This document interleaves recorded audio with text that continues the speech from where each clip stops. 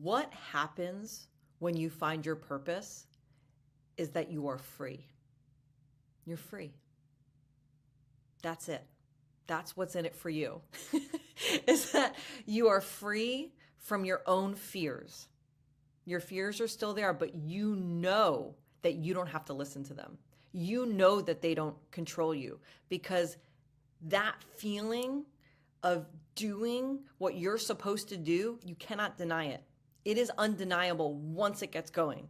Once you clear all the cobwebs, once you take away all of those structures that keep you off of your purpose, once you're there, there is no stopping you. There's no stopping you. And so that freedom to just go, go, go, go, go, go, that's what's in it. That's what's in it for you. And there's a spiritual freedom in that too. There is, because when you are living your purpose, you're in touch with the nature of your consciousness and what you're here to do.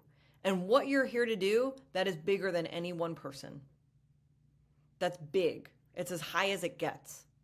So you're actually living in that, we'll call it divine alignment. And that feeling that you get, it's not necessarily easy.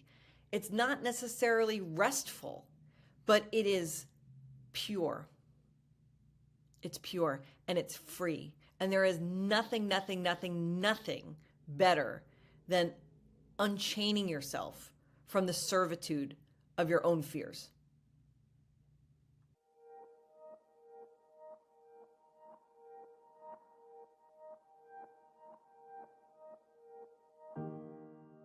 My name is Zenga Caro. I'm founder of LightNet, and my passion and purpose is to make the impossible possible.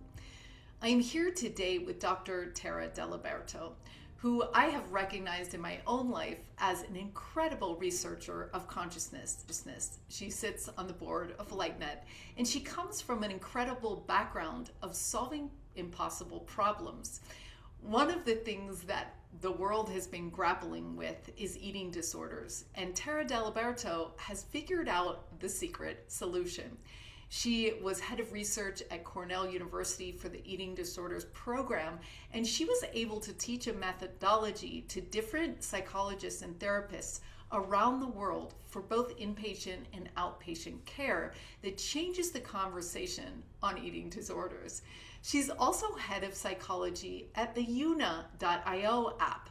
Now, this is one of these incredible apps that mixes AI with incredible science and rigor, allowing it to sometimes even outperform Prozac in clinical studies. It is really getting traction, and it's incredible to have her genius on the world's biggest problems in the best way we can do this, scaling out to the world so that everyone can get access to world-class mental health. It is an honor to have her on the show this week. I discovered my purpose to be a process, to be the process of learning how to be a loving, truthful, and helpful person. So what does that mean? What does it mean that my purpose is a process to be a loving, truthful, and helpful person? It means that it's not easy to be a loving, truthful, and helpful person. There are so many instances in a given day, in a given hour, in a given minute, where we could succumb to fear-driven divisiveness or cowardice or selfishness. There are so many opportunities to choose to operate from a place of fear. And so my purpose is to learn how to not do that, essentially, how to operate from a place of lovingness, of kindness, of compassion, of coherence. To me, alignment means operating from a place that is devoid of fear. That, well, maybe the fear is there, but you're not giving into it. You're operating from a centeredness and from your heart rather than giving into the ego, giving into what scares you, giving into what other people think you should do, and really sitting and listening to what is calling to you, what is true, and having the courage to step out regardless of the naysayers and potential rejection or failure, and doing what it is that calls to you from within. When I was deciding whether or not to become a psychologist, I was offered a semester-long internship at Sydney Children's Hospital in Australia, working with kids with cancer. And the hospital was located right on Bondi Beach, which is one of the most beautiful beaches in the world. And I didn't know if I was cut out for the role of helping kids with cancer. I had never met a child with cancer. It felt really overwhelming. It felt really scary. And when I got to my internship and I'm looking down the road at the beach, and I thought to myself, I can either go, to the most beautiful beach in the world or confront all of the horrors that come with working in a hospital, that was a decision point for me. I could have made the decision to just skip out and not face all of that, not face my fears, not be of service, and not be honest by not honoring my commitment to do this and just kind of skip out, right? But that was a really pivotal moment for me where I made the choice to walk into that hospital and see what was in store, because I thought to myself, well, whether or not I do this, whether or not I personally face this, these kids are going to be in this hospital, and they're either going to have someone there to help them through it or not. And so that was a very sobering moment for me.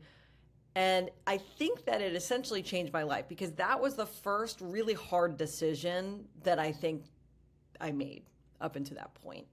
That was really cogent and what I would consider to be in alignment. It felt loving. It felt truthful. It felt like it was being of service. I mean, I didn't know how to do any of that yet, but I was at least intending to, right? And that choice, again and again and again, made over time, that process of choosing love, truth, and service has become my purpose. My purpose is to learn how to better make that choice, because that is the choice that's liberating. That is the choice that allows everything else to flow forth. That's the most upstream choice that I could make, that has led to research in suicidality that I've done, developments in the treatment for the second deadliest mental illness, eating disorders, development of a very low cost, very high quality, scalable mental health support solution with Yuna, right? So those decisions, those were all really hard decisions to make. And they're the ones that have created a feeling of solidity in myself and the ability to help and be of service and not be in servitude to my own fears, but rather of service to the collective. And everything for me flows from that. My happiness, my fulfillment, my ability to mother, my ability to be a co-founder, my ability to be a friend, my ability to be a leader, all of that is supported by what I believe my purpose to be, which is actually to learn at the highest level, or we could think of it as at the most fundamental level, at the most basic first principles level. That is what's happening for me, to make that choice and to lead from that place.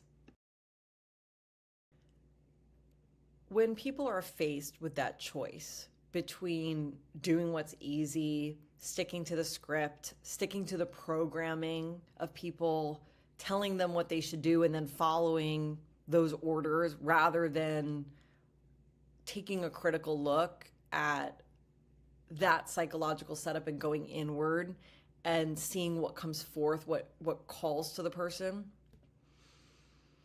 I think that decision, it's a multi-step process, right? So it involves all of the things that I've just described, but ultimately there is a free will choice that's made to do what feels, how do I put this? A fundamental choice to do what feels inevitable almost. Okay, so let me explain this. So when I'm thinking about living my purpose, it feels at this point that there's not even a choice. It's almost like it's given to me, right? The purpose to help as a psychologist by studying suicide or developing eating disorder interventions or using AI to close the treatment gap in the mental health landscape. All of these things are born out of a hair on fire desire to do it. And that hair on fire desire comes from being unencumbered by the fears. So it's, once you strip away all of the programming and all of the fears, you're left with something that is undeniable. And what is undeniable, that is your purpose. In the eating disorder treatment that I created, at the foundation of it is a full acceptance of the body and an understanding that the body is not the self. We've been taught, especially women, have been taught that we are equal to our bodies. We are how we look, we're how much we weigh, we're how old we are, all of these numbers, right? We're reduced down to these objectively measurable things. But we're not a thing, we're a being. And when we think of ourselves as how old we are, what our dress size is, etc., we are denying our true divine conscious beingness. And so to recognize through the recovery of an eating disorder that we are not our bodies, we are so much more. That really is the goal. And that is borne out in so many different ways. It's borne out through 2 years worth of treatment techniques that involve intervention and other people helping to eat and gain weight and recover if the person is underweight or stop harming themselves, etc. There are so many different techniques there, but all of them really are in service of understanding that we are so much more than the sum of our parts. I was working in eating disorders when I realized that I had kind of hit my limit in terms of what I could contribute. I already had published a manual teaching clinicians how to treat eating disorders. I made 400 pages of resources freely available.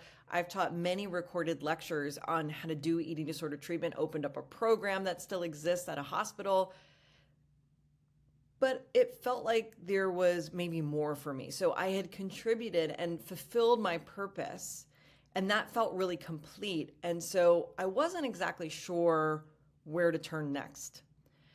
I was searching a bit for what the next move was. And I really wanted to go into the consciousness space headlong, but it felt to me that there really was a step that I couldn't skip over, which is to codify all of the 20-year experience that I've had as a psychologist, not just in eating disorders, but in suicide research and treating OCD, anxiety, depression, mood disorders, basically anything that exists as a psychological disorder, I've treated it. And so to put all of that somewhere for posterity in a way that would be helpful for people felt like a really important move. So I didn't know what to do. And I was invited to something called the Bhutan Innovation Forum in the country of Bhutan, where I met investors in this company called Yuna.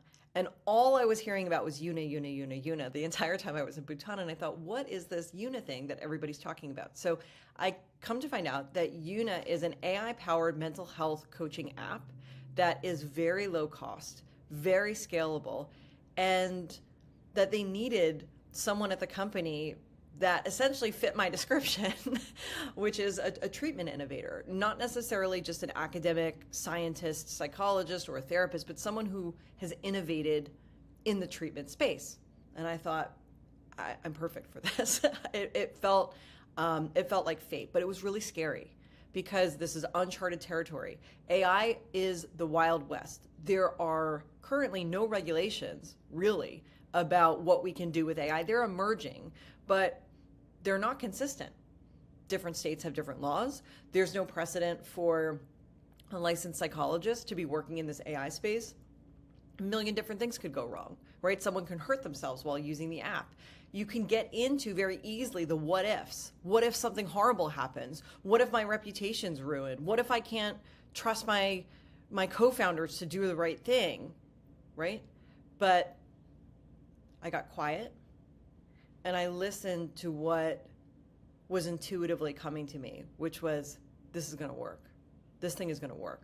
These people are the right people. These are people who hustle, who are humble, who know that they don't know what they don't know, who know enough that they need a psychologist that does know on the team at the leadership level, not just a hired staff psychologist, not just 30 unpaid psychologists, for instance, like one big AI company, quote, hired, although they're not getting paid, to develop safety measures, but really at a foundational co-founder level to bring me onto the team as somebody who could ethically, morally, and clinically lead this product into the future. I thought, all right, this is an alignment. And I'm telling you, it has been scary every day since joining the co-founder team. There have been so many things that have come up that have scared me, but when I read the customer reviews, when I watch the video reels that people send in after their first session with Yuna, crying, thanking us for making this product, when we host these big demos at these big exhibitions and HR leaders are coming out of their demos crying, hugging me, asking me to take a picture with them as if I'm some sort of celebrity, like this kind of thing, just because they're so grateful that a product like this exists and they experience the need for it. They think about their friends, their family, their coworkers, people who they know who could have benefited from something like this. It's profound. And the reason why I really am so thrilled to be in this position of helping to co-create Yuna is because I myself needed these tools when I was 16, when I was struggling. I had to walk myself to the public library and read self-help books to try to figure it out myself, right? There were no resources. And many people still don't have access to resources. And that disparity is something that absolutely needs to be addressed. And I find my purpose in that. I find my ability to be loving, to be truthful, to be honest, to be ethical, to be of service in the role of tech co-founder, but it's not my identity. This is one thing that I'm doing to live my purpose. I'm not attaching my identity to it, and I'm not getting caught up in how much money I'm going to make from it necessarily, or the rejecting comments from my colleagues who are therapists who think that this is an awful thing and it can't replace therapy, which it's not intended to, or whatever. There's so much noise. There's so much noise. There are the naysayers, the people who idolize a person in this role, and all of it has to be ignored, because all of it, the praise, the rejection, all of it is a distraction from the purpose. And the purpose is to be loving, truthful, and to serve. The biggest struggle for me in living my purpose is to tune out all of that noise, all of the people saying that I shouldn't do it, or it's too risky, or that I should totally do it because I'm going to be rich, or whatever, right? All of the opinion, all of that external opinion, that isn't what guides the way. When we're children, we need our parents to tell us, no, don't touch the stove, it's hot, right? But at a certain level, we know not to touch the stove. And we need to tune our attention inward. And we need to discover for ourselves what we need to do. And we need to evolve past the point where we need that external validation or that external warning. We need to pay attention to our intuition that tells us, no, this thing's going to work. And it's going to work because I'm going to help make it work. And I'm going to make it work because I'm going to be ethical. And I'm going to work with people who are also ethical. And I'm going to make the right decisions. and to trust in your own fortitude, and to also trust that if you fail, it's okay and that you'll learn from it. That's the key. And it is hard. It is hard to stay on purpose. There are a million temptations. There are a million distractions.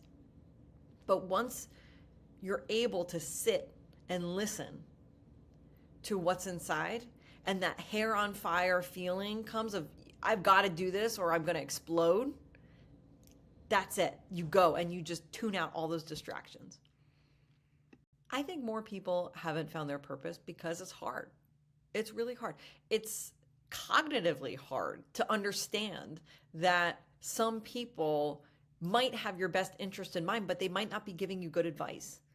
It's hard to understand that some people have learned lessons that have been helpful for them, but are not helpful for you.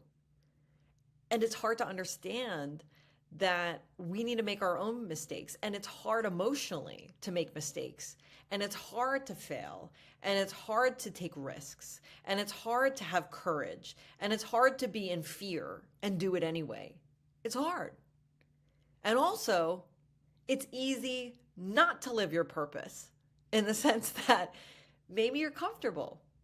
Maybe your spouse covers your bills. Maybe you have an inheritance. Maybe a million things could happen to just make it easier to not go out there. Maybe you don't have any inheritance at all, like me. And maybe there are a million people telling you it's too expensive to get a PhD. That's for rich kids. You can't be a professor. You can't have college debt and do research. How are you going to support yourself? What happens if you don't get married or you get divorced? Or what happens if you get sick? Or what if? It's easier to stay comfortable, right? But when you're quiet and that hair on fire moment happens where you can't do anything but go forward, you can just blaze your own trail. It doesn't matter. You don't have to know all the details. You'll figure it out. You'll figure it out along the way. And I'll tell you something else. When you're on your purpose, people notice it.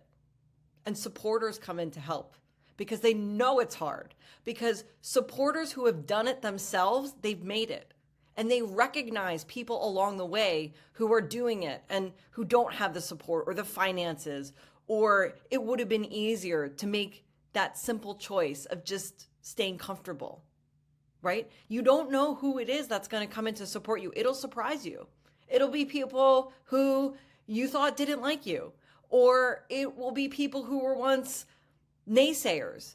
It'll be the people who first told you that you shouldn't do it, who then admire you the most because they realize they could have done what they wanted to do. It's hard. It's a hard, lonely process at first, but only at first. And then when you're in alignment, all of the help comes. And it does come. What happens when you find your purpose is that you are free. You're free. That's it. That's what's in it for you. Is that you are free from your own fears. Your fears are still there, but you know that you don't have to listen to them. You know that they don't control you, because that feeling of doing what you're supposed to do, you cannot deny it. It is undeniable once it gets going. Once you clear all the cobwebs, once you take away all of those structures that keep you off of your purpose, once you're there, there is no stopping you. There's no stopping you. And so that freedom to just go, that's what's in it. That's what's in it for you. And there's a spiritual freedom in that too. There is, because when you are living your purpose, you're in touch with the nature of your consciousness and what you're here to do. And what you're here to do, that is bigger than any one person. That's big. It's as high as it gets. So you're actually living in that, we'll call it divine alignment. And that feeling that you get, it's not necessarily easy. It's not necessarily restful, but it is pure. It's pure and it's free. And there is nothing, nothing, nothing, nothing better than unchaining yourself from the servitude of your own fears. Be the youest you. That's what I would say to the world. Be the youest you. The advice that I have for someone, perhaps like yourself, who hasn't found your purpose, is that it's okay. It's totally okay. Everyone who now knows their purpose once didn't know their purpose. And part of your purpose is to find your purpose, actually. That's part of the process. And how to do that? You can do that first by letting go of the expectation of what it is or what it should be. And in that process, you can let go of what people have told you that you should be. Start that introspective journey of letting go of that external expectation. It's hard. It's scary. You feel unmoored. You're used to having that solidity of advice from the outside, reinforcement from the outside, and being told what to do. But we all must get to that point in our own personal development, regardless of your age. Doesn't matter how old you are, right? There's a reason why you haven't found your purpose. It's probably because you've been exposed to certain things. And in a 1 + 1 = 2 kind of way, of course, you haven't found your purpose yet. It's okay. Accept it. That's fine. And from this point forward, you now have some direction of where to go. And knowing that you don't know where you're going, and that's okay. That's totally okay. So if you don't know what your purpose is, the first step is surrender, acceptance, quieting the mind, and starting to just test.